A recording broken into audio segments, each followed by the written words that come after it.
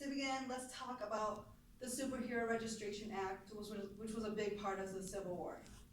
Within Captain America Civil War, it explains that the Superhero Registration Act was a legislative bill created so that heroes or people with gifted abilities would be registered under the government. This was used to separate the heroes from the outlaws, from the outlaws. Individuals must undergo criteria and fulfill requirements before using full powers or legal authorization too. And Tony Stark believed that the Avengers should be under the Superhero Registration Act because superheroes should not be able to do what they want just because they can.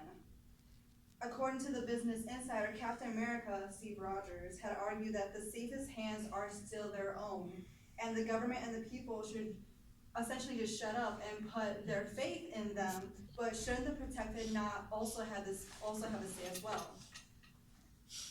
Now that I have clarified the Superhero Registration Act, I'm going to talk about the damage of New York during Loki's attack in the Avengers 2012. In 2012, Loki had brought an army of aliens to wreak havoc and aid him in taking the world, and his first destination was in Manhattan.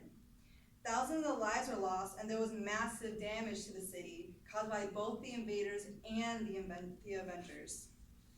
According to the Connected Analysts Corporation, $160 billion was a heavy price tag for the damage of the city. $60 to $70 billion towards nuclear damage and physical damage. Like, remember when Captain America told Hulk to just go crazy and do whatever he wanted? That caused a lot of damage to the city. According to Atlantic, economic and cleanup costs were $90 billion. And now that I have talked about the damage in New York, I'm going to talk about the damages that happened during Age of Ultron. In Age of Ultron, Tony Stark and Bruce Banner created the artificial intelligence Ultron for good intentions, but not with the permission of the government or the permission of the other Avengers. So it was kind of like a secret side thing that they were doing.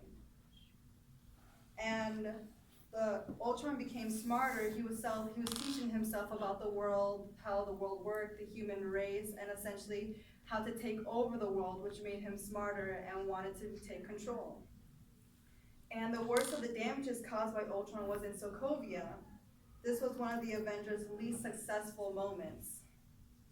The destruction was worse than in New York. According to Cineblend, there was over $487 billion worth in damages. And although the death rate was low, there was many people who were left homeless and many people who lost their belongings and had nowhere to go. And now that I have talked about the damage that happened in Sokovia during the Age of Ultron, I can now conclude.